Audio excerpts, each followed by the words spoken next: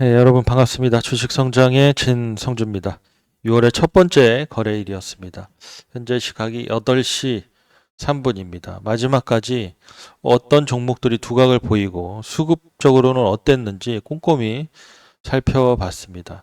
지수는 오늘도 최고점을 갱신하고 역사적인 고점, 이제 내일 갭상승하게 되면 9,000포인트 달성할 수도 있습니다. 이제 미국장하고 연동해서 확인을 해야 되겠지만 장중에 4.7% 8,874포인트까지 상승을 했었고 종가는 8,788포인트 3.68% 강하게 상승 마감했습니다. 지수는 연일 계속 상승을 하고 코스피도 오늘 매수 사이드카까지 발동이 됐는데 웬일인지 상장되어 있는 80% 이상의 종목이 하락을 보이고 있고 그 하락은 하락폭이 더욱 도드라지는, 그러니까 뭐 1, 2% 약보합이 아니라 5%, 10% 이상 밀어버리는 종목들이 상당히 많습니다. 오늘도 2,200여 개 종목이 하락을 보였기 때문에 지수의 상승, 과연 삼성전자, SK하이닉스의 수급의 쏠림 현상이 언제까지 지속될지 저도 알 수는 없습니다. 당분간은 걔네들만 데리고 올라갈 가능성이 매우 크겠죠.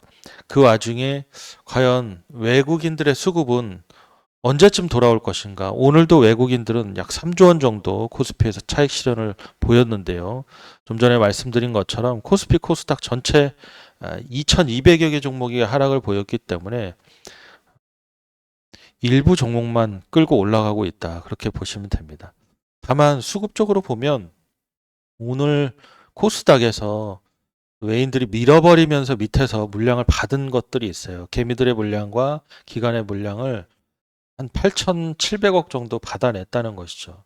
물론 기술적인 분석을 좋아하시는 분들은 뭐 이런 지점을 반등이 나오기도 한다. 뭐 그렇게도 분석을 할 수 있고 추세 하락할 것이다. 이렇게 예측하기도 하겠지만 누차 말씀드렸듯이 지수 분석은, 지수 예측은, 지수에 대한 관점은 그렇게 경망스럽게 무슨 줄 긋고 선 그어서 할 수 있는 것이 아닙니다. 매크로와 연동해서 지금 미국장과 연동해서 그리고 글로벌 매크로를 확인하면서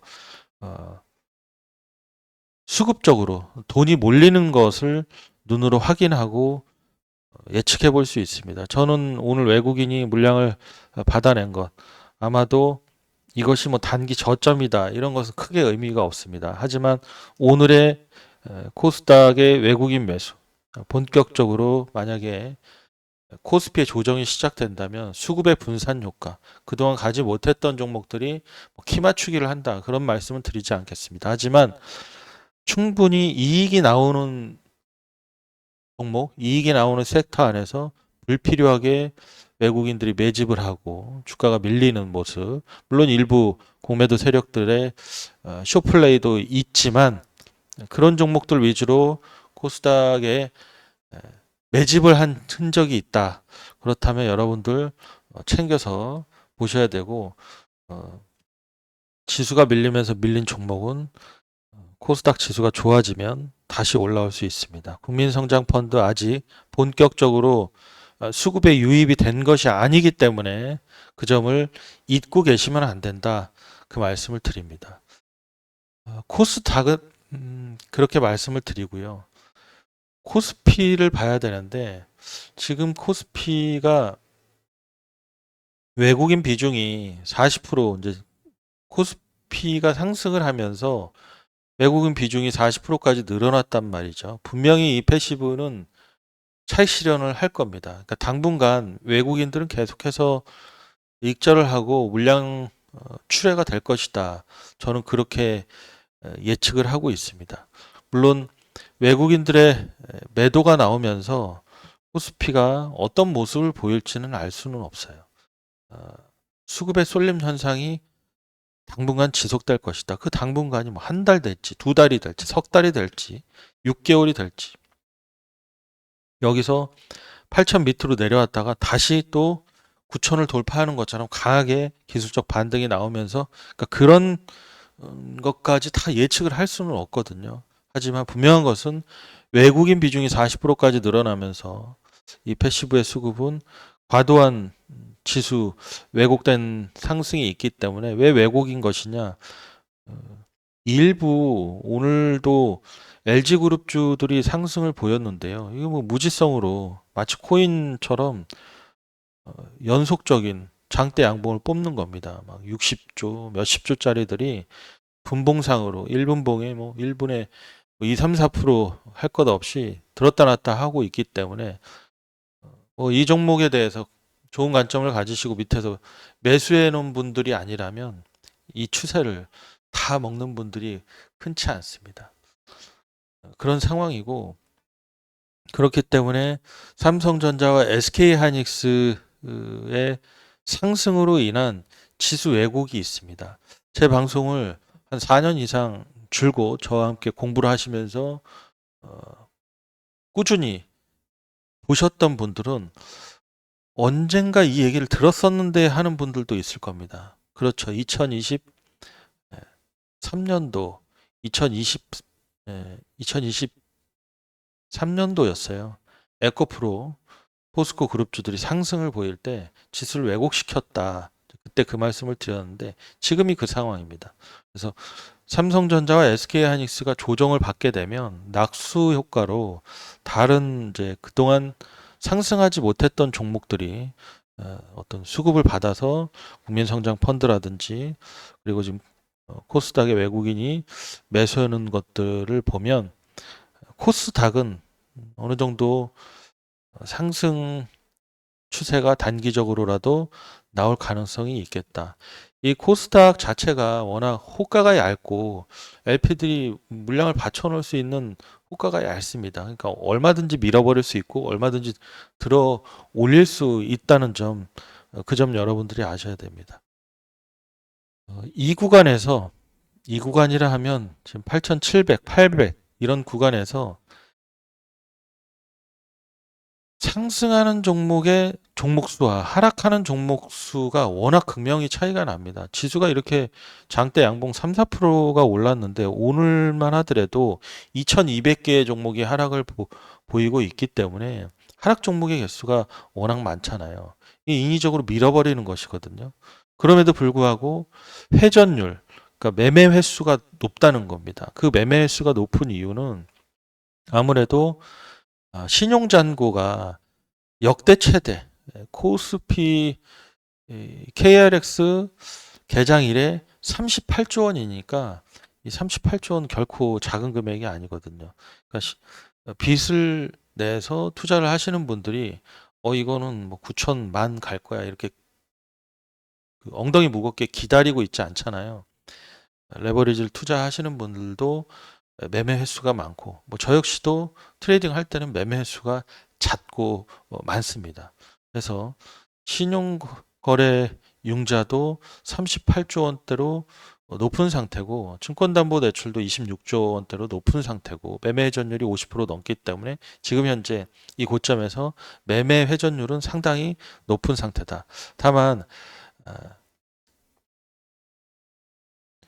고객 예탁금이 130조 원대 되기 때문에 외국인의 보유 비중 40%그 고객 예탁금 개미들의 고객 예탁금이 있기 때문에 야금야금 티 안 나게 때로는 뭐 좀 강하게 차익 실현할 수 있고 때로는 기술적 반등을 보이면서 야금야금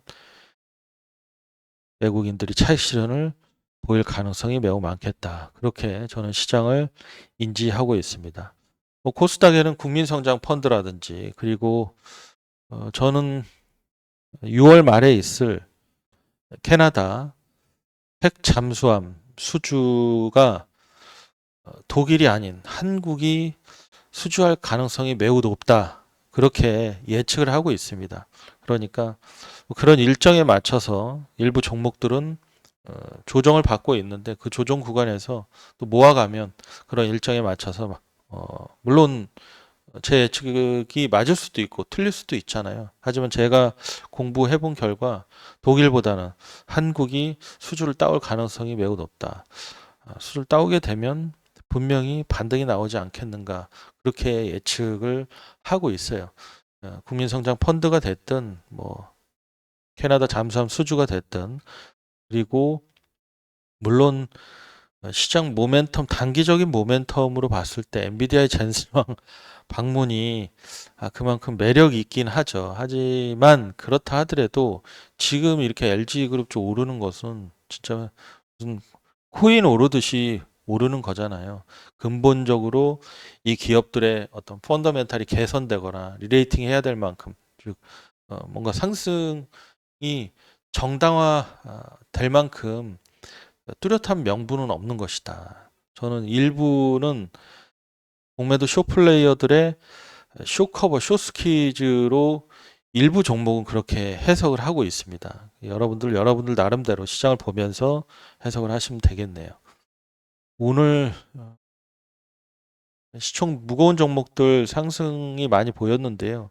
일부 바이오 종목들도 좋은 뉴스가 있었어요. 이를테면 올릭스라든지 1,100억 정도의 삼자 배정, 그러니까 로레알 벤처펀드가 삼자 배정으로 참여하겠다 공시가 나왔는데 분봉상으로 얘도 이 시총이 거의 3조, 4조 되는데 이렇게 이게 거의 여기서 여기까지가 15%입니다. 이렇게 몇 분 만에 올라갔다가 쭉 밀어버리는 이런 모습이 시총 뭐 3, 4조, 3, 40조, 뭐 100조 이상에서도 빈번하게 발생이 되고 있어요. 그런 모습이 있었고 펩트론도 사실 펩트론의 임상 결과도 지난주 임상 결과도 매우 좋았는데 이 코스닥 150 종목들 오늘 다 밀어버리면 이런 모습이 있었거든요. 이렇게 장대 음봉이 나왔다는 것이죠. 좋은 임상 결과를 보였음에도 이렇게 밀어버리는 종목들이 꽤 많았습니다. 펩트론 말고도 보로노이도 지난주에 임상 결과 매우 좋은 임상 결과를 만들어 놨음에도 불구하고 오늘 장대 음봉으로 장중에 15% 이렇게 빠졌습니다. 일부 바이오 종목들이 좋은 임상 결과를 내고도 이렇게 밀린 종목들이 있고요. 이런 모습을 보면서 역시 수급 앞에 장사가 없구나 라는 생각도 해봅니다. 당분간은 이 수급의 쏠림 현상이 지속될 것으로 진성준 보고 있습니다. 언제까지 지속될지는 모르겠으나 여러분들도 뭐 단기적으로 매매하시는 분들은 시장 예의주시하면서 먹을 수 있는 종목에 올라가서 트레이딩 하시면 되고 그렇지 않은 분들 모아가시는 분들은 좋은 종목 지금 크게 이유 없이 밀린 종목들도 매우 많거든요. 그런 종목들 잘 찾아보시면 충분히 기회가 있는 종목이 많습니다. 저에게 DM 주셨던 분들 중에 뭐 특정 종목에 대해서 이렇게 물어보신 분들이 상당히 많았는데 시간이 허락하는 대로 특정 종목 이렇게 대형주가 갈 때 또 소형주를 언급하기가 그렇더라고요. 제가 블로그에 따로 글도 쓰고 또 특정 종목에 대해서는 글을 남기고 있으니까요. 블로그에 찾아오셔가지고 글 보시면서 궁금한 거 있으시면 제 카톡이나 문자, 전화번호 다 공개되어 있으니까 언제든지 문의 주시면 됩니다. 오늘 시황은 여기까지 하도록 하겠습니다. 감사합니다.